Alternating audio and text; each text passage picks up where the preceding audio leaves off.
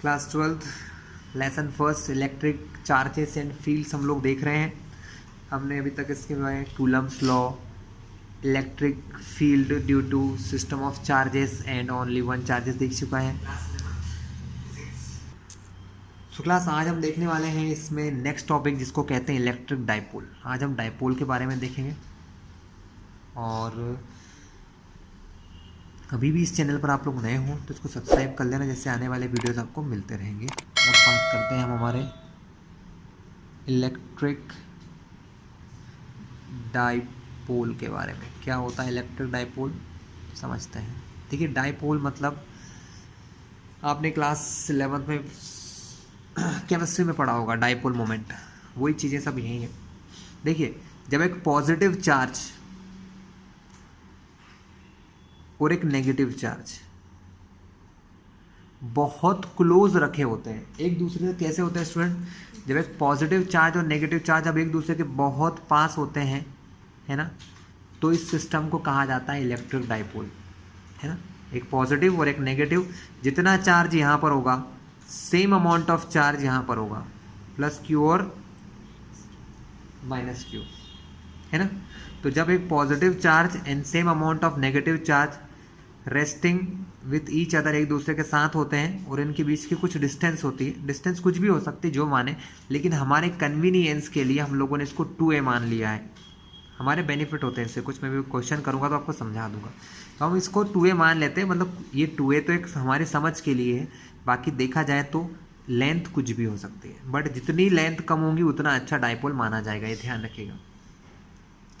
So class electric dipole is a system of two equal and opposite charges. It is a system of two equal q but opposite charges holding very close to each other, जो एक दूसरे के बहुत पास होते हैं, इनको हम कहते हैं क्या, इलेक्ट्रिक डाइपोल कहते हैं। क्लियर है क्लास। अगर हम बात करें कि इस पूरे सिस्टम का नेट चार्ज कितना है तो आप क्या बोलोगे, इस पूरे सिस्टम का नेट चार्ज तो 0 है, प्लस माइनस माइनस, ठीक है। लेकिन क्योंकि ये थोड़े दूर दूर हैं, है ना, तो इनको चलाने के लिए, घुमाने के लिए हमको कोई ना कोई डाइपोल मोमेंट लगता है स्टूडेंट। क्या लगता है, कोई ना कोई डाइपोल मोमेंट लगता है। और ऐसा नहीं है कि इसकी वजह से आसपास कोई इलेक्ट्रिक फील्ड नहीं बनेगी। चार्ज 0 है, इनके बीच की बात हो रही है क्योंकि बहुत पास है, लेकिन अगर मैं बोलूँ आपसे इधर यहाँ पर एक इलेक्ट्रिक फील्ड फाइंड करो तो फील्ड आप निकाल सकते हो। यहाँ पर फील्ड फाइंड करो, आप फाइंड कर सकते हो। अगर आपको यहाँ फील्ड फाइंड करना है तो आप फाइंड कर सकते हो, ठीक है, ऐसा है। तो अब हम देखने वाले हैं, सबसे पहले हम बात करते हैं डाइपोल मोमेंट की। एक पॉजिटिव चार्ज क्या करता है, किसी नेगेटिव चार्ज को अपनी ओर अट्रैक्ट करता है, तो हम ये मान के चलते हैं कि ये पॉजिटिव चार्ज इसको अपनी ओर अट्रैक्ट करता है ना। तो हम यहाँ पर लिखेंगे डाइपोल मोमेंट। डाइपोल मोमेंट होता है यहाँ पर एनी चार्ज, कोई भी एक चार्ज दोनों में से बराबर है, इनटू डिस्टेंस बिटवीन देम, और दोनों के बीच की distance between the charges. So dipole is equals to charge into distance होता है स्टूडेंट, है ना। चलिए इसको डाइपोल मोमेंट लिख लीजिए। डाइपोल मोमेंट को रिप्रेजेंट किया जाता है, इलेक्ट्रिक डाइपोल के मोमेंट को रिप्रेजेंट करते हैं P से, जो होता है चार्ज इनटू डिस्टेंस, है ना। चार्ज हमारा कोई सा भी एक ले सकते हो, प्लस हो चाहे माइनस। हम पहले मैग्नीट्यूड की बात करते हैं तो वो होता है चार्ज Q इनटू डिस्टेंस। हम कन्वीनियंस के लिए हमने 2a माना है, डिस्टेंस कुछ भी हो सकती है, लेकिन हम हमारे हेल्प के लिए 2a मानते हैं। मैं बताऊंगा हेल्प कैसे करेगा ये। तो Q इंटू 2a, तो P का एक जनरल फॉर्मूला हमारे लिए बन जाता है डाइपोल मोमेंट का, P is equal to Q into 2a, ठीक है। ये क्या होता है, एक वेक्टर क्वांटिटी होता है स्टूडेंट, ध्यान रखिएगा, वेक्टर क्वांटिटी होता है जिसकी डायरेक्शन हमेशा माइनस से प्लस की तरफ होती है, डाइपोल मोमेंट P की डायरेक्शन, ठीक है। डाइपोल मोमेंट P की डायरेक्शन किधर होती है, माइनस से प्लस की ओर होती है, ठीक है स्टूडेंट। और ये वैल्यू कितनी निकल जाएगी आपकी, 2 क्यू ए, ठीक है। यहाँ पर इस ए के ऊपर आप एरो लगा दीजिए, चाहे तो इस तरफ से इस तरफ की तरफ डायरेक्शन बता सकते हैं। तो क्लास क्या देखा हमने डाइपोल में, डाइपोल के अंदर दो चार्जेस होते हैं, एक यहाँ पर प्लस क्यू होता है, माइनस क्यू होता है, कोई ना कोई डिस्टेंस पर ये रखे होते हैं, ठीक है। हमारे पास सिलेबस में ये है कि हमको इस डाइपोल के लिए इलेक्ट्रिक फील्ड फाइंड करना होती है। हमसे पूछा जाता है find the electric field for a dipole, है ना। इस डाइपोल के लिए आपको इलेक्ट्रिक फील्ड फाइंड करना है। दो कंडीशंस आपके पास होती हैं, उन दोनों कंडीशन को हम देखेंगे। ये जो डाइपोल है इसको अगर मैं ज्वाइन करूँ, चलिए नया डायग्राम बना लेते हैं, इसको छोड़ देते हैं। ये जो डाइपोल है, मान लो कि ये मेरा डाइपोल है, ये सिर्फ लाइन समझाने के लिए कि यहाँ पर एक प्लस क्यू चार्ज रखा है, यहाँ पर माइनस क्यू चार्ज है, तो इन दोनों को मिलाने वाली लाइन को हम कहते हैं एक्सिस ऑफ डाइपोल। ये जो लाइन है, इस लाइन को हम कहते हैं एक्सिस ऑफ डाइपोल। मुझे इस डाइपोल की वजह से इलेक्ट्रिक फील्ड फाइंड करना है। क्या फाइंड करना है बच्चों? हमें इस डाइपोल की वजह से इलेक्ट्रिक फील्ड फाइंड करना है। कहाँ पर फाइंड करना है? इस एक्सिस के किसी भी पॉइंट पर, इस एक्सिस के किसी भी पॉइंट पर, चाहो यहाँ पर या यहाँ पर या कहीं पर भी। तो यहाँ पर हमारी सिचुएशन क्या है? For a point on the axis, मतलब हमें इलेक्ट्रिक फील्ड फाइंड करना है इसके एक्सिस के ऊपर। कहाँ फाइंड करना है बच्चों? इसके एक्सिस के ऊपर। तो देखिए स्टूडेंट, एक्सिस के ऊपर इलेक्ट्रिक फील्ड कैसे फाइंड कर सकते हैं। देखिए ये एक पॉजिटिव चार्ज है Q, है ना। तो ये पॉजिटिव चार्ज की कोई ना कोई फील्ड होगी। इसकी फील्ड कैसी होगी? इससे ऐसे बाहर बाहर, ऐसे ऐसे बाहर की तरफ होंगी, है ना। उसी टाइप से माइनस के चार्ज की तरफ भी फील्ड ऐसी होती है, ऐसे ऐसे ऐसे ऐसे। ये माइनस के चार्ज के लिए फील्ड होती है, पहले ये देख चुके हैं। हमको इस प्रकार का कुछ बनाना नहीं है, हमको ये देखना है कि प्लस के चार्ज की वजह से इस पर क्या फील्ड आती है और माइनस के चार्ज की वजह से इस पर क्या फील्ड आती है। हम उसके थ्रू ये क्वेश्चन करेंगे। चलिए हम हेडिंग डालते हैं और करना चालू करते हैं, ठीक है। हेडिंग क्या है आपकी? हेडिंग है electric field due to a dipole. Question ऐसा आता है, फाइंड इलेक्ट्रिक फील्ड इंटेंसिटी, या सिर्फ ये भी लिखा आ सकता है find electric field due to dipole on any point of its axis. मतलब उसके एक्सिस के ऊपर, कोई भी पॉइंट के ऊपर हमें इलेक्ट्रिक फील्ड फाइंड करना है, ठीक है। सो डायग्राम मस्ट भी है, तो हम यहाँ पर एक छोटा सा डायग्राम बनाते हैं। Here is a positive charge plus Q, distance हमारी 2a है और यहाँ पर एक माइनस का क्यू चार्ज है। एक्सिस आपका किधर होगा? या तो इस तरफ, मतलब ये पूरा एक्सिस ही है। अब आपको एक पॉइंट लेना है आपका, जहाँ मन करे, आप चाहो तो इधर ले सकते हो या आप चाहो तो इधर ले सकते हो, कोई फ़र्क नहीं पड़ता है, जो आपकी मर्जी हो, ठीक है। हम उस तरफ ले सकते हैं। तो हम हमारी कन्वीनियंट के लिए क्या करते हैं, इसका मिड पॉइंट मानते हैं ये, कि मान लो इसका मिड पॉइंट क्या है, एक मिड पॉइंट O है, और इस मिड पॉइंट से, कहाँ से? From the mid point O एक पॉइंट है इधर कहीं जिसका नेम है P पॉइंट, और इस P पॉइंट पर मुझे इलेक्ट्रिक फील्ड निकालना है। क्या फाइंड करना है स्टूडेंट? इस डाइपोल की वजह से हमें इस पॉइंट P पर इलेक्ट्रिक फील्ड फाइंड करना है, ठीक है। बहुत इजी है स्टूडेंट, कैसे फाइंड किया जा सकता है ना। फाइंड करने के लिए हमारे पास बहुत इजी सा कॉन्सेप्ट है। ये ऑब्जेक्ट, हमको बस ये डिस्टेंस पता होना चाहिए कि ये डिस्टेंस क्या है। तो ये देखिए, ये पॉइंट हमारे सेंटर से, यहाँ से सेंटर से ये पॉइंट यहाँ तक R डिस्टेंस पर है। कितने डिस्टेंस पर है? R डिस्टेंस पर है, ठीक है। हमने क्या क्या मान लिया है?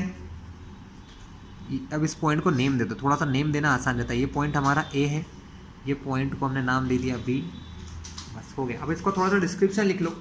क्या लिखोगे? लेट अ डाइपोल AB, यहाँ पर डाइपोल का नाम क्या होगा? AB डाइपोल है। Let a dipole AB with charges Q and minus Q। Let a dipole AB with charges Q and minus Q, and AB जो डिस्टेंस है, A से B तक की डिस्टेंस कितनी है? 2a, ठीक है। अ पॉइंट P, एक पॉइंट P है, a point P which is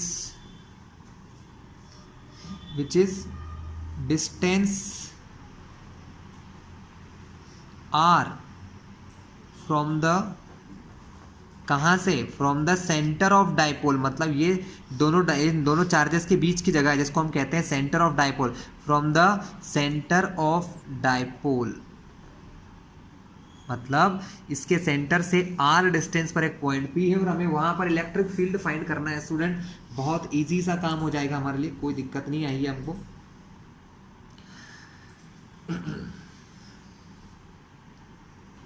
चलिए बच्चों, मैं आपको बहुत सिंपल से वे में समझाता हूँ।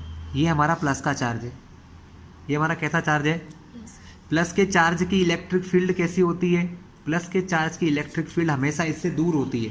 तो इससे दूर मतलब अगर ये इस पर कोई इलेक्ट्रिक फील्ड लगाता है, अगर ये इस पर कोई इलेक्ट्रिक फील्ड लगाता है, मान लो कोई फोर्स लगाता है, तो उसकी डायरेक्शन क्या होगी, उसकी डायरेक्शन हमेशा इससे दूर होती है। हमने पहले भी पढ़ चुके हैं कि इलेक्ट्रिक फील्ड प्लस के लिए प्लस से दूर होती है। सो Q की वजह से जो इलेक्ट्रिक फील्ड बन रही है इसको नाम दे दो आप E1।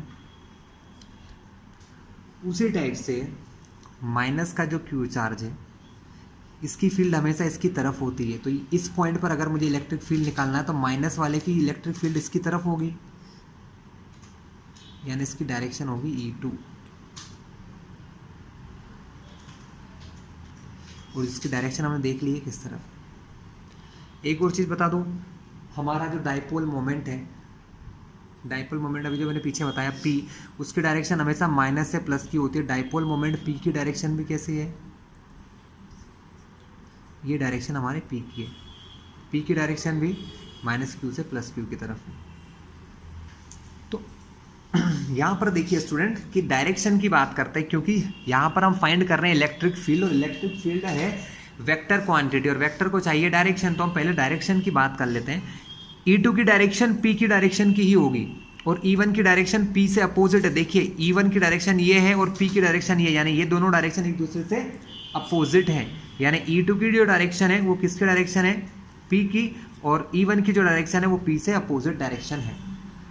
चलिए डायरेक्शन भी समझ लेंगे, दोनों चीज़ें देख लेंगे। अब हम फाइंड करेंगे electric field due to A। हम हेडिंग लिखेंगे यहाँ पर, इलेक्ट्रिक फील्ड कहाँ पर फाइंड करना है, P पर। तो एट P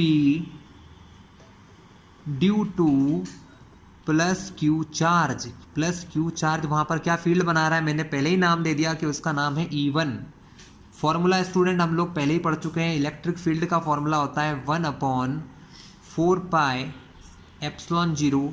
जो चार्ज ये फील्ड बनाता है वो आता है ऊपर। कौन सा चार्ज ये फील्ड बना रहा है, प्लस का Q चार्ज। तो Q/r², r² मतलब, r² का मतलब होता है डिस्टेंस। यहाँ जो r है वो मत ले लेना, मतलब हम जो फॉर्मूला हमने पढ़ रखा है उसमें उन दोनों के बीच की डिस्टेंस होती है कि जहाँ चार्ज रखा है और चार्ज से फील्ड कहाँ निकाल रहे हो, यहाँ पर। तो यहाँ से यहाँ तक की डिस्टेंस आपको फाइंड करना है। तो मैं आपको यहाँ से यहाँ तक की डिस्टेंस निकालना बताता हूँ स्टूडेंट, बस यही छोटी सी चीज़ समझ लेना। हम इसको 2a इसीलिए लेते हैं कि देखो यहाँ से यहाँ तक पूरा 2a है, ये क्या है, पूरा 2a है। ये हो गया इसका सेंटर पॉइंट। तो इधर का हिस्सा भी क्या होगा स्टूडेंट, a होगा, और ये वाला पार्ट भी हमारा a होता है, यानी तभी तो होगा a + a मिलके पूरा 2a। यानी यहाँ से इधर का हिस्सा a और इधर का हिस्सा b। अब ध्यान से देखिए, मुझे इस पॉइंट a से लेके p तक की वैल्यू फाइंड करना है।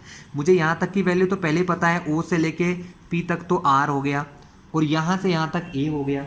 यानी इसका मतलब यहाँ से लेकर इस पॉइंट से लेकर यहाँ तक की टोटल डिस्टेंस कितनी हो गई, a + r। क्या हो गई स्टूडेंट, a + r हो गई है। तो अपॉन में हम क्या लिखेंगे, a + r का स्क्वायर, या r + a लिख लेना जो आपको लगे, r + a का स्क्वायर। क्या हुआ स्टूडेंट, ये फॉर्मूला था जो आप लोगों को मैंने पहले ही पढ़ा चुका हूँ। नहीं पता हो तो एक फॉर्मूला मैं बता दूँ आपको इलेक्ट्रिक फील्ड का, इधर लिख देता हूँ, ये रफ का काम है।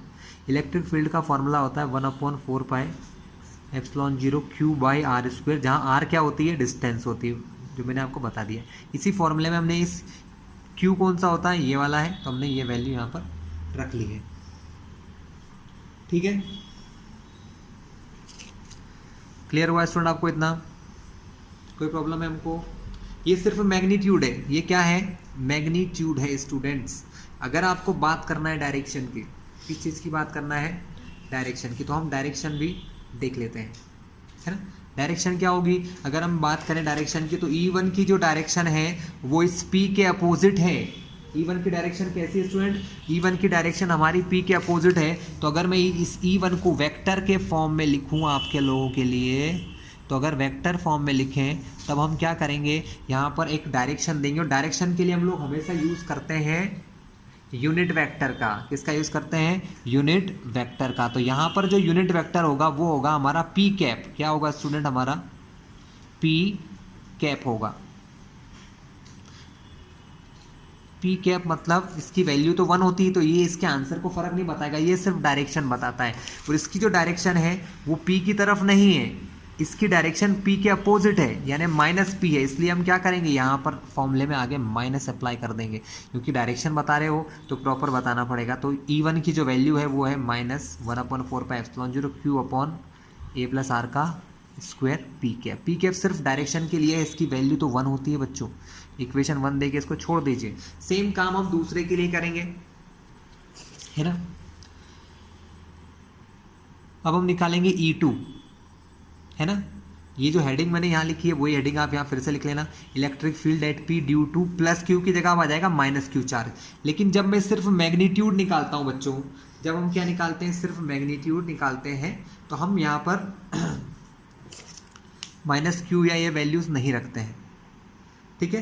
तो ध्यान रखिएगा, हम लोग क्या करने वाले हैं, E2 की जो वैल्यू होगी, या तो मैं डायरेक्ट आपको वेक्टर फॉर्म में लिखवा दूँ तो भी कोई दिक्कत नहीं है। E2 की वैल्यू वही होगी 1/4πε0। चार्ज Q ही है, क्योंकि हमको माइनस तो यहाँ लगाना नहीं है। यहाँ पर जो वैल्यू थी वो R+A थी, लेकिन यहाँ पर जो वैल्यू है वो बनेगी R-A। क्यों बनेगी समझा देता हूँ आपको। अब मुझे यहाँ से ये वाली डिस्टेंस फाइंड करना है स्टूडेंट, यहाँ से यहाँ तक की डिस्टेंस आपको फाइंड करना है। ये डिस्टेंस हमारी है R, सॉरी ये डिस्टेंस R नहीं है, यहाँ से यहाँ तक डिस्टेंस R है। इसमें से अगर मैं इतना माइनस कर दूं तो ये मुझे ये डिस्टेंस पता चल जाएगी, यानी ये डिस्टेंस R में से अगर मैं इतना A माइनस कर दूं तो ये वाली वैल्यू पता चल जाएगी। तो यहाँ पर जो डिस्टेंस है वो हो जाएगी R-A। क्या होगी स्टूडेंट? R-A का होल स्क्वायर। अगर वेक्टर फॉर्म में लिखोगे तो आप वेक्टर की डायरेक्शन देखो, इसकी डायरेक्शन डाइपोल मोमेंट की डायरेक्शन जैसी ही है, देख लीजिए आप। इसकी डायरेक्शन कैसी है? E2 की डायरेक्शन डाइपोल मोमेंट P की डायरेक्शन जैसी ही है, दोनों की डायरेक्शन सेम है। तो हम क्या करने वाले हैं, हम यहाँ पर सिर्फ वैल्यू लिखेंगे 1/4πε0 Q/R-A का स्क्वायर। और यहाँ सिर्फ P कैप आएगा, क्योंकि इसकी डायरेक्शन तो P की तरफ ही है। तो ये इक्वेशन नंबर 2 हो गई क्लास आपके लिए, ठीक है। अगर ये समझ में आ गया तो समझ लीजिए काम हो गया हमारा, ठीक है। सो अब क्लास क्या करना है हमें निकालना है नेट फील्ड। हम दोनों को इनकी एक फाइनल फील्ड निकालना है कि इनकी फाइनल फील्ड क्या होगी। तो देखिए ये वेक्टर फॉर्म में है, हम इनको अगर प्लस कर दें E1 + E2 तो इसकी नेट फील्ड निकल जाएगी। तो अगर हम बात करें नेट फील्ड की, टोटल फील्ड या नेट फील्ड क्या होगी, इन दोनों का प्लस होगी। सो टोटल फील्ड E या नेट फील्ड भी लिख सकते हो। टोटल फील्ड मतलब दोनों को मिलाकर जो नेट फील्ड निकलेगी वो हमारी होगी E1 + E2। क्या होगी स्टूडेंट? वो हमारी होगी E1 + E2, है ना। दोनों की वैल्यूज रख लीजिए। E1 की वैल्यू क्या थी हमारी? E1 की वैल्यू थी -1/4πε0 Q/R-A का R+A का होल स्क्वायर। और नेक्स्ट क्या था हमारा? और पी कैप था सामने, सॉरी स्टूडेंट, पी कैप। और E2 की वैल्यू जो हमने फाइंड की वो भी हमारी कुछ ऐसी थी 1/4πε0 Q/R-A होल स्क्वायर। और यहाँ पर भी पी कैप था, क्योंकि दोनों की डायरेक्शन हमने पी कैप से ही शो करी है, ठीक है। जो जो कॉमन है मैं बाहर ले लेता हूँ। हमने यहाँ से कॉमन चीज़ें ले ली हैं। पी कैप यहाँ से बाहर आ जाएगा, यहाँ से 2 चीज़ें कॉमन आएंगी। Q दोनों में है, कॉमन ले लिया मैंने, तो यहाँ से कॉमन आया Q दोनों जगह से। अपॉन में आया 4 पाई एप्सिलॉन 0। यहाँ से इधर पी कैप थे उसको मैं इधर ले लेता हूँ क्योंकि वो इस तरफ होता है। तो यहाँ बचेगा -1 अपॉन r प्लस ए होल स्क्वायर, और यहाँ बचेगा q upon r minus a का होल स्क्वायर। सॉरी q नहीं बचेगा स्टूडेंट, q तो हमने बाहर ले लिया तो 1 ही बचेगा। क्लियर है, हमको कुछ नहीं करना है, ये हम चीज़ हम जानते ही हैं। क्या जानते हैं हम लोग? अपॉन के नंबर सेम नहीं है, तो इस प्रकार से एलसीएम लेना है। जब वैल्यूज़ अलग अलग होती है स्टूडेंट तो एलसीएम लेना थोड़ा सा हमारे लिए टफ हो जाता है। एलसीएम कैसे लिया जाता है? इसका नंबर का मल्टीप्लाई यहाँ होता है, इस नंबर का मल्टीप्लाई यहाँ पर होता है। तो -1 में मल्टीप्लाई होगा r माइनस ए के होल स्क्वायर का, प्लस इसका मल्टीप्लाई इससे होगा 1 से मल्टीप्लाई होगा r प्लस ए होल स्क्वायर का, और अपॉन में क्या आता है? अपॉन में इन दोनों का आपस में मल्टीप्लाई r प्लस ए का whole square into r minus a का होल स्क्वायर, साथ में यहाँ पर है पी कैप। ठीक है, बहुत इजी सा काम चल रहा है हमारा। हम नेट इलेक्ट्रिक फील्ड फाइंड कर रहे हैं और वो भी in the form of vector. Sorry बच्चों, मैं एक चीज़ यहाँ पर लिखना भूल गया था, मैं बता दूं, क्योंकि ये वेक्टर फॉर्म में हमने पी लगाया ना, तो ये वेक्टर फॉर्म में हमने लिया है इसलिए। चलिए so class r minus a का होल स्क्वायर है यहाँ पर, यानी a माइनस बी के होल स्क्वायर का फॉर्मूला जो छोटी क्लासेस में पढ़ते हैं वो आपको लगाना है। बाहर माइनस लगा है -1, पहले फॉर्मूला खोलेंगे। a माइनस बी का होल स्क्वायर क्या होता है? a square plus b square minus 2ab। इधर तो बाहर प्लस का 1 ही है, इसलिए इधर तो मैं डायरेक्ट आंसर लिख दूंगा a square plus b square plus 2ab upon में है पी कैप। देखिए यहाँ पर स्क्वायर है और यहाँ पर स्क्वायर, दोनों नंबर के ऊपर स्क्वायर है, तो हम क्या करते हैं, ये स्क्वायर ऐसा होल लगा देते हैं। ये लिखा है r प्लस है, ये लिखा r माइनस है, तो ब्रैकेट के अंदर दो, एक ब्रैकेट में r प्लस है और एक ब्रैकेट में r माइनस है। थोड़े से फॉर्मूलेज यूज होंगे स्टूडेंट, घबराइएगा मत। देखिए जब दो नंबर के ऊपर सेम पावर लगी होती है, जैसे यहाँ पर पावर 2 यहाँ पर पावर 2, तो उन दोनों की जगह एक पावर लगा दी जाती है और उन दोनों नंबर को मल्टीप्लाई कर देते हैं। अगर मल्टीप्लाई में है तो ये होता है, प्लस या माइनस में नहीं होता है, तो हमने अंदर इनका मल्टीप्लाई कर दिया। नेक्स्ट स्टेप में क्या होना है बच्चों? बुक में ये बहुत शॉर्ट दिया है, मैं इसलिए ये सब समझा रहा हूँ कि आपको याद ना करना पड़े, आप मन से करो। नहीं तो डायरेक्ट आंसर बुक में दिया है, बुक में ये चीज़ 2 स्टेप में क्लियर हो चुकी है। हम लोग इतनी स्टेप क्यों कर रहे हैं? Only for understanding. यहाँ से -1 है बाहर, -1 का मल्टीप्लाई जब इस पूरे ब्रैकेट में होगा सबके साइन बदल जाएंगे। ये हो जाएगा माइनस का r स्क्वायर, ये हो जाएगा माइनस का a स्क्वायर, ये माइनस माइनस प्लस 2ra, यहाँ ऑलरेडी लिखा है r का स्क्वायर प्लस a का स्क्वायर प्लस 2ra, साथ में है p कैप। देखिए a प्लस बी इंटू में a माइनस बी, तो ये फॉर्मूला होता है a square minus b square, और बाहर एक और पावर लगी है 2 पावर। ठीक है, minus r square plus r square तो कैंसिल, ये माइनस का स्क्वायर प्लस ए स्क्वायर तो कैंसिल, यहाँ बचा है 2ra प्लस 2ra, दोनों प्लस हो जाएंगे तो ये हो जाएगा 4ra। तो हमारी वैल्यू क्या हो जाएगी इलेक्ट्रिक फील्ड की? इलेक्ट्रिक फील्ड की वैल्यू हो जाएगी student q upon 4 pi epsilon 0 into में, अब यहाँ से 4ra बचा, बाहर निकाल लिया, तो 4ra अपॉन में r square minus a square का होल स्क्वायर। ठीक है, एक फॉर्मूला मैंने पढ़वाया था आपको, साथ में पी कैप तो लगाइए सर। तो ये हो गई आपकी डायरेक्शन। एक फॉर्मूला मैंने आपको पढ़वाया था अभी कुछ देर पहले, पी का जो फॉर्मूला था हमारा q इंटू 2a, जिसको हम कहते थे डाइपोल मोमेंट p। तो यहाँ पर देखिए q भी है और यहाँ पर 4ra है। इस 4ra को मैं ऐसे लिख सकता हूँ 2a इंटू 2r, क्योंकि 4ra का मतलब होता है 2 2 जा 4, r इंटू ए को ar लिखो चाहे ra लिखो, एक ही बात है। यानी 4ra को हम लिख सकते हैं 2a, साथ में q का मल्टीप्लाई भी हो रहा है, तो इन तीनों का multiply q into 2a into 2r हो सकता है, समझा चुका हूँ मैं। तो q इंटू 2a को मैं क्या लिख दूंगा, यहाँ पर p लिख दूंगा, है ना। q इंटू 2a को क्या लिखेंगे, p। तो मैं फाइनली ऊपर क्या आंसर लिख रहा हूँ, ऊपर आंसर लिख रहा हूँ, एक तो 2r बच रहा है और एक p बच रहा है, तो हम यहाँ लिखेंगे 2pr। ठीक है, अपॉन में 4 pi epsilon 0 r square minus a square का whole square p cap. This is the final value of your electric field. ठीक है, अभी इसमें कुछ चेंजेस और होंगे, वही बताने वाला हूँ, लेकिन अभी आप ये मान के चलिए कि आपकी फाइनल आंसर आ गया है। ठीक है, आप क्या देख रहे हो, फाइनल इलेक्ट्रिक फील्ड की डायरेक्शन क्या हो रही है, पी की डायरेक्शन में ही आ रहा है। कहाँ आ रहा है, देखिए ना, यहाँ माइनस है यहाँ पर नहीं है, मतलब फाइनल इलेक्ट्रिक फील्ड जो है वो आपकी किसकी डायरेक्शन में है, फाइनल इलेक्ट्रिक फील्ड हमारी पी की डायरेक्शन में ही है। और पी की डायरेक्शन क्या है, माइनस से क्यू की तरफ, यानी इस पर देखा जाए तो नेट इलेक्ट्रिक फील्ड इस तरफ ही लग रही है। ठीक है, और हमेशा ये ऐसे ही लगती है। इस पॉइंट को मैं यहाँ से इधर भी शिफ्ट कर दूंगा ना तो भी नेट इलेक्ट्रिक फील्ड उधर ही लगेगी, ये कन्फर्म्ड है स्टूडेंट, ध्यान रखिएगा। तो यहाँ से एक बहुत अच्छा सा क्वेश्चन आपका तैयार हो चुका है, और वो क्वेश्चन ये है कि इन द एक्सिस पोजीशन, या इसको एक्सल पोजीशन कहते हैं, in the axial position the direction of net electric field is in the direction of dipole moment. तो नेट इलेक्ट्रिक फील्ड की डायरेक्शन किस तरफ होती है, डाइपोल मोमेंट की तरफ होती है। 1 मार्क का क्वेश्चन है, बहुत बार पूछ चुके भी हैं, है ना, बोर्ड्स में, और आ भी सकता है। स्टूडेंट्स, अगर हम ये मान लें, क्योंकि हमने क्या बात करी है, हमने ये माना है कि हमारा जो डाइपोल होता है ना, इस चीज़ को समझ लो, मैं जो समझाना चाह रहा हूँ कि हमारा जो डाइपोल होता है ना वो बहुत छोटा होता है ना।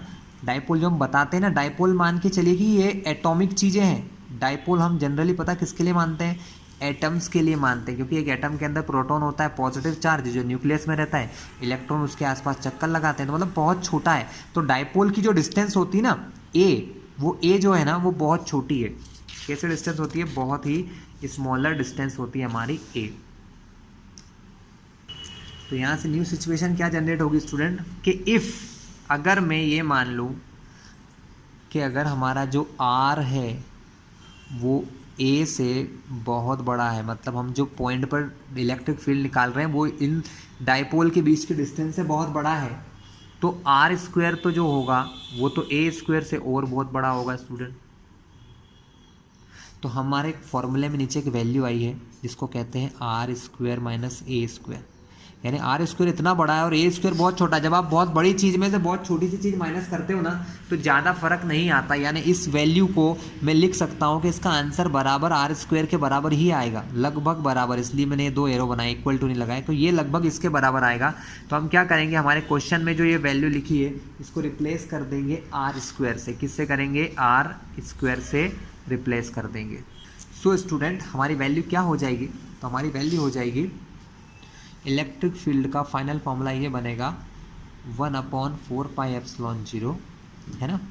यहाँ पर क्या आया था 2p r अपॉन में r square minus a square था, उसकी जगह मैं लिखूँगा आर स्क्वायर, और उसके ऊपर भी लगा है एक स्क्वायर, उसके ऊपर भी क्या लगा है एक स्क्वायर, और फाइनल जो डायरेक्शन है वो पी कैप की डायरेक्शन में है। किसकी डायरेक्शन में है, पी कैप की डायरेक्शन में है।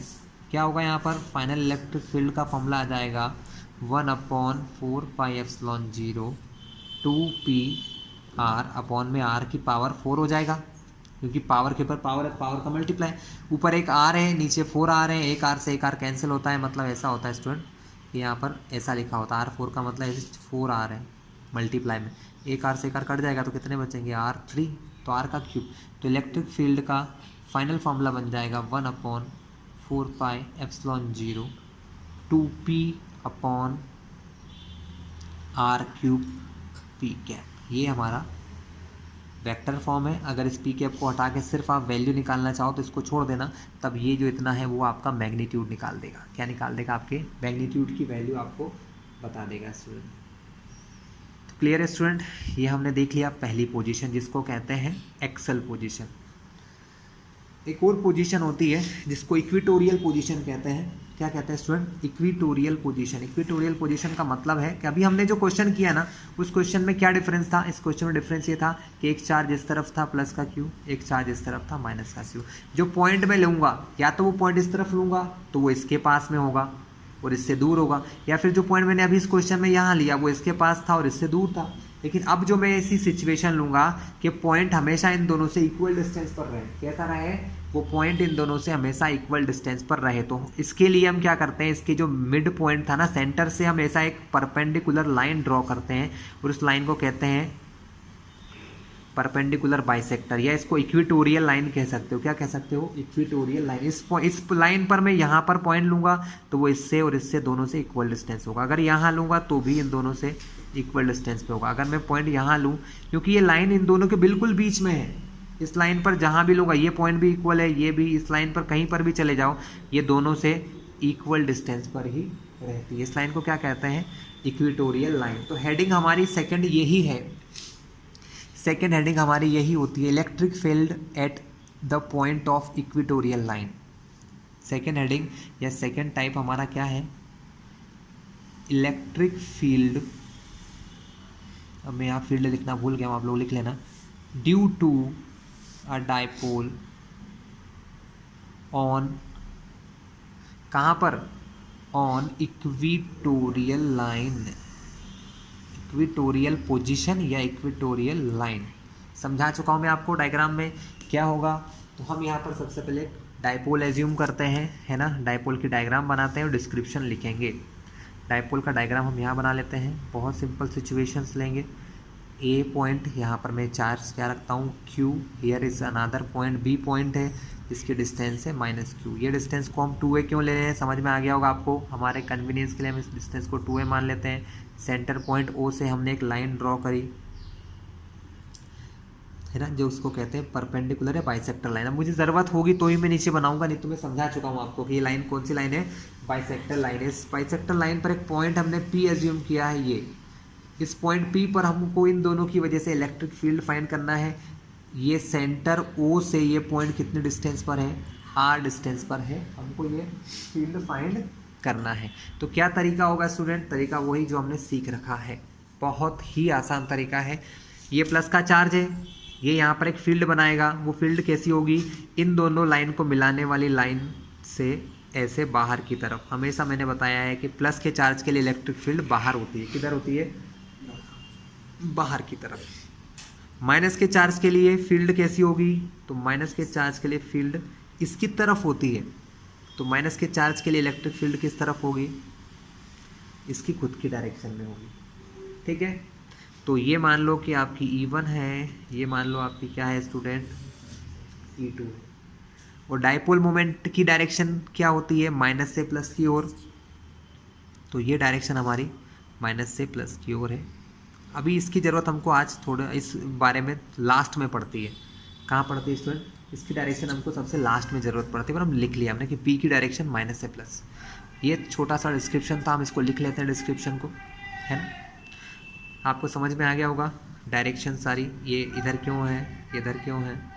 तो स्टूडेंट ये डिस्क्रिप्शन मैंने लिख लिया, मैं बता देता हूँ। Here AB is a dipole, AB कोई डाइपोल है with charges +Q and -Q, जिस पर +Q और -Q चार्जेस हैं, और उनके बीच के डिस्टेंस को हमने 2a माना है।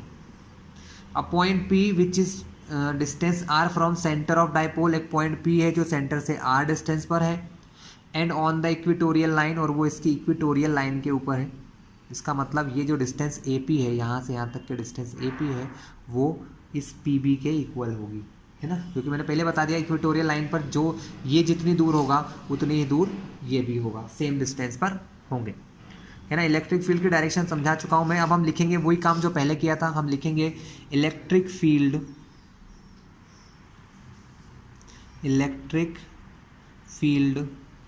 Eight P। हमको P पर इलेक्ट्रिक फील्ड निकालना है ड्यू टू +Q। हमने उसको नाम दिया E1। तो E1 की वैल्यू क्या होगी? E1 की वैल्यू होगी वही सेम स्टूडेंट जो पहले कर चुके हैं, 1/4π ε0 Q/r²। R यहाँ क्या होता है? यहाँ से यहाँ तक की डिस्टेंस होता है, यानी ये डिस्टेंस कितनी है? AP। तो हम यहाँ लिखेंगे AP का स्क्वायर। अब यहाँ पर डायरेक्शन को देने के लिए हम क्या करते हैं स्टूडेंट? ये हमारा टोटल क्या है? ये मैग्नीट्यूड फॉर्म है। क्या फॉर्म है?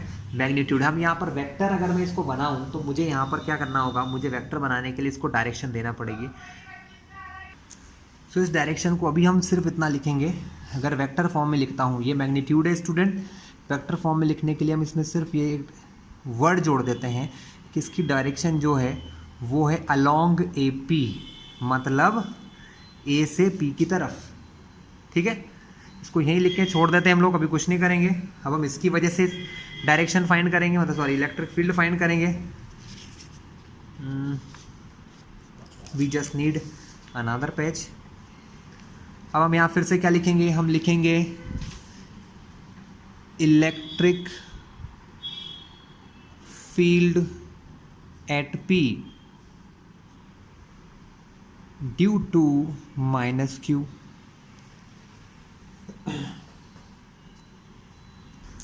सो स्टूडेंट, जो माइनस Q की वजह से जो फील्ड बनेगी वहाँ पर भी क्या होगा, वैल्यू वही आएगी। इसमें यहाँ पर कभी भी आप फील्ड की जब वैल्यू लिखो ना स्टूडेंट, तो ये माइनस का मत यूज़ करना है, क्योंकि माइनस की वजह से ही डायरेक्शन बदल गई है ना। माइनस आया तभी तो डायरेक्शन बदली, इसलिए हम लोग डायरेक्शन का काम करते हैं। ठीक है, तो जब हम मैग्नीट्यूड निकालते हैं या कुछ भी निकालते हैं तो यहाँ माइनस Q कभी नहीं लेते हैं। तो फिर से इलेक्ट्रिक फील्ड को मैंने नाम दिया है यहाँ पर E2, उसकी वैल्यू भी सेम होगी 1/4πε0 Q बाय यहाँ पर होगी PB का स्क्वायर। PB लिखो चाहे BP लिखो, डिस्टेंस तो वही है ना, P से लेके B तक, और वो इसके बराबर है। AP और ये PB दोनों बराबर है, इसलिए इसका यूज़ हम बाद में करेंगे, है ना। तो PB का स्क्वायर, अब इसकी डायरेक्शन जो है वो अलोंग P से B की तरफ है, इस इलेक्ट्रिक फील्ड की डायरेक्शन P से B की तरफ है। तो यहाँ पे अगर मैं इसको वेक्टर नोटेशन में करना चाहूँ, ऊपर एरो लगा दूँ, तो वेक्टर नोटेशन के लिए मुझे डायरेक्शन बताना पड़ेगी। तो हम यहाँ लिख देंगे अलोंग PB, P से B की तरफ। ठीक है, ये हमने दोनों इलेक्ट्रिक फील्ड निकाल लिया, हमको निकालना है नेट फील्ड। अब नेट फील्ड के लिए फिर से हम चलेंगे हमारे डायग्राम की तरफ। देखिए बच्चों, अब यहाँ पर कोई ना कोई एंगल तो बन रहा है, आप खुद भी जानते हैं। यहाँ पर थीटा एंगल बन रहा है, और ये लाइन तो हमेशा 90 एंगल पर बनती है, परपेंडिकुलर बाइसेक्टर है। तो यहाँ पर एक ट्रायंगल सा बन रहा है, चलिए उसकी बाद में बात करेंगे। हमारी जो इलेक्ट्रिक फील्ड है ना यहाँ पर, वो क्या होगी। देखिए, मैंने आपको पहले भी समझाया हुआ वेक्टर के बारे में कि अगर ये दो वेक्टर एक साथ ऐसे चल रहे हैं तो इनका फाइनल वेक्टर अगर मुझे निकालना है तो हम क्या करते हैं, जहाँ पर ये वेक्टर ख़त्म होता है वहीं पर से मैं दूसरा वेक्टर लिख लेता हूँ। तो अगर मुझे इन दोनों का फाइनल वेक्टर निकालना है तो ये वेक्टर ऐसा जा रहा है, मैं इस वेक्टर को यहाँ से, देखिए यहाँ से ऐसा पैरेलल यहाँ ले जाता हूँ। तो इस वेक्टर को मैं जब यहाँ से यहाँ पैरेलल लाता हूँ तो वेक्टर कुछ ऐसा बनता है। तो देखा जाए तो ये जो है इन दोनों वेक्टर का प्लस है। क्लास 11 में हमने बहुत डीपली पढ़ाया, मेरा वीडियो भी बना हुआ वेक्टर के ऊपर। अगर समझ ना आए कि ये ऐसा क्यों होता है तो मेरा एक वीडियो देख लेना, समझ में। तो देखा जाए तो इनकी जो इलेक्ट्रिक फील्ड है उसकी डायरेक्शन इन दोनों के बीच में कुछ इस तरफ जाएगी स्टूडेंट। किस तरफ जाएगी, इस तरफ, क्योंकि प्लस का चार्ज Q और माइनस का चार्ज Q बराबर है, तो वो इन दोनों के बिल्कुल बीचों बीच बनेगी, यानी नेट इलेक्ट्रिक फील्ड जो होगी वो हमारी इस तरफ होगी, है ना। और ये नेट इलेक्ट्रिक फील्ड जो है वो ही थीटा एंगल बनाएगी जो यहाँ पर बन रहा है। तो यहाँ पर भी इसका एंगल कितना बनता है स्टूडेंट, थीटा एंगल बन रहा है, और सेम एंगल ये इस तरफ भी बनाती है। ठीक है, सेम एंगल नीचे की तरफ भी बनेगा। तो स्टूडेंट, नेट इलेक्ट्रिक फील्ड इनके बीच में ही बनेगी, है ना, और बिल्कुल दोनों के सेंटर में होंगी। जो एंगल यहाँ थीटा बन रहा है सेम एंगल यहाँ थीटा बनता है, और सेम एंगल यहाँ पर भी थीटा ही बनता है। ठीक है, अब ये इसके दो कंपोनेंट होंगे, वो भी समझाऊंगा मैं आपको। बहुत सारी चीज़ें इसमें देखना है तो हम इसका डायग्राम फिर से थोड़ा सा यहाँ बना लेते हैं, सिर्फ ये वाला पार्ट। देखिए क्लास, मैं आपको फिर से यहाँ समझा देता हूँ। अब स्टूडेंट, ये हमारा नेट इलेक्ट्रिक फील्ड है, ये हमारी E1 है, ये हमारी E2 है, ये हमारा X डायरेक्शन और ये हमारी Y डायरेक्शन। ये थीटा एंगल बना रही है और इधर भी थीटा एंगल बन रहा है। तो आप ध्यान से समझिए, मैंने आपको पहले भी समझाया है कि अगर कोई वैल्यू बीच में आती है एंगल का तो उसके दो कंपोनेंट बनते हैं, एक बनता है कॉस वाला, एक बनता है साइन वाला, है ना। तो ये वाली वैल्यू होगी हमारी E1 cos theta, yes or no, और ये वैल्यू होगी E1 sine theta. Same way में नीचे भी दो वैल्यूज होंगी, एक ये इधर होगी कौन सी, E2 कॉस थीटा, उसी टाइप से नीचे होगी E2 साइन थीटा। अब ये देखिए, E1 साइन थीटा ऊपर है, E2 साइन थीटा नीचे है, दोनों एक दूसरे से अपोजिट है, तो ये दोनों एक दूसरे के इफेक्ट को कैंसिल कर देती हैं। तो नेट इलेक्ट्रिक फील्ड सिर्फ ये बचती है, एक E1 कॉस थीटा और एक बचती है E2 कॉस थीटा बचती है। सो क्लास, अगर आप देखें तो यहाँ पर क्या देखा हमने, यहाँ हमने देख लिया कि जो नेट इलेक्ट्रिक फील्ड है वो जो E है, हम नेट इलेक्ट्रिक फील्ड को लिख सकते हैं E1 cos theta plus E2 cos theta. एक काम करो, अब ये वाला अभी हटा दो, थोड़ी देर से लगाएंगे हम लोग। नेट इलेक्ट्रिक फील्ड जो है वो होगी E1 cos theta plus E2 cos theta, ठीक है। अब इस डायग्राम और इस डायग्राम को मैं और तो आपको एक बार देख के बता दूं तो बाद में कन्फ्यूज़न ना रहेगा। देखिए, नेट इलेक्ट्रिक फील्ड की डायरेक्शन इस तरफ है, डाइपोल की डायरेक्शन इस तरफ है, यानी यहाँ पर जो डायरेक्शन आ रही है वो हमारी क्या आ रही है, डाइपोल की जो डायरेक्शन है वो -p है। मतलब इलेक्ट्रिक फील्ड की जो डायरेक्शन है वो इस p के हिसाब से देखा जाए तो इस डायरेक्शन को हम कह सकते हैं -p। पुरानी सिचुएशन में मैंने क्या समझाया था कि उस सिचुएशन में हमेशा डायरेक्शन p की तरफ होती थी, और ये जो सिचुएशन है इसमें हमेशा डायरेक्शन यहाँ पर होगी, भले ऊपर लो चाहे इस पॉइंट को नीचे मानो, कहीं पर भी मान लो बच्चों, ये फैक्ट है, ठीक है। चलिए, तो नेट इलेक्ट्रिक फील्ड हो गई हमारी E1 cos theta plus E2 cos theta. अब ध्यान से आप देखिए E1 और E2 के मैग्नीट्यूड को देखिए, E1 और E2 एक दूसरे से बराबर है क्लास, कैसे है, इक्वल है ना, दोनों एक दूसरे के इक्वल है। E1 और E2 का मैग्नीट्यूड दोनों बराबर है, बस डायरेक्शन का फर्क है। तो मैं E1 को भी लिख सकता हूँ E2 या E2 को भी लिख सकता हूँ E1। तो नेट इलेक्ट्रिक फील्ड हमारी हो जाएगी E बराबर E1 cos थीटा, और E2 की जगह भी रख दूंगा E1 cos थीटा, क्योंकि दोनों बराबर है। कैसे बराबर है देखिए मैं बताऊँ आपको, फॉर्मूला 1/4πε0, ऊपर चार्ज Q, नीचे डिस्टेंस PB, नीचे क्या है हमारी डिस्टेंस PB है, सॉरी यहाँ देखिए E1 की वैल्यू भी वही है 1/4πε0 Q/AP, क्योंकि आपको पता है ये वाली डिस्टेंस AP और ये PB तो बराबर है, मतलब ये जो अपॉन में वैल्यू लिखी है AP और PB है तो बराबर है, यानी सब चीज़ें तो इक्वल है, सिर्फ डायरेक्शन का फ़र्क है इनमें, है ना। इसीलिए हमने E1 और E2 के मैग्नीट्यूड को बराबर रखा है। तो E1 cos theta plus E2 की जगह भी रख दिया E1 cos थीटा, सॉरी यहाँ E गलती से लिखा गया, तो E की वैल्यू क्या हो जाएगी, E1 plus E1 2E1 cos theta.